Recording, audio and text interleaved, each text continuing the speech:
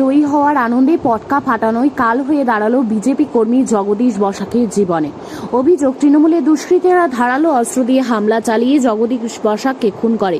ঘটনা এলাকায় শোকের ছায়া নেমে এসেছে। সোমবার দুপুর 1টা নাগাদ মৃতের বাড়িতে গিয়ে পরিবারের পাশে দাঁড়ান দক্ষিণ দিনাজপুর জেলা বিজেপি সভাপতি স্বরূপ চৌধুরী।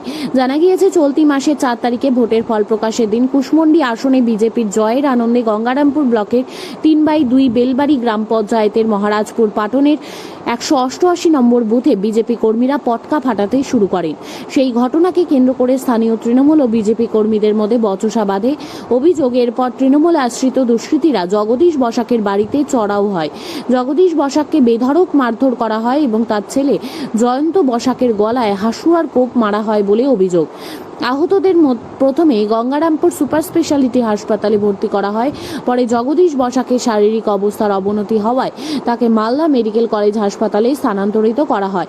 সেখান থেকেও অবস্থার আরও অবনতি হলে কলকাতায় নিয়ে যাওয়া হয়। রবিবার চিকিৎসাধীন অবস্থায় তার মৃত্যু হয়। সোমবার মৃত বিজেপি কর্মীর বাড়িতে গিয়ে পরিবারের সদস্যদের সমবেদনা জানান স্বরূপ চৌধুরী। পাশাপাশি দোষীদের কঠোর শাস্তির দাবি তোলেন তিনি। ঘটনার তদন্ত শুরু করেছে পুলিশ। পর তিনি মারা গেছেন কালকে, আজকে আপনি আসলেন, মূলত কিভাবে পাশে থাকবেন বলে আশা দিলেন তাদের? দেখুন, এটা দুর্ভাগ্যজনক ঘটনা, যেখানে একটা বিজেপি জয়লাভ করেছে, তারপরেও এইভাবে তাদের উপর অত্যাচার, যেটা মেনে নেওয়া যায় না।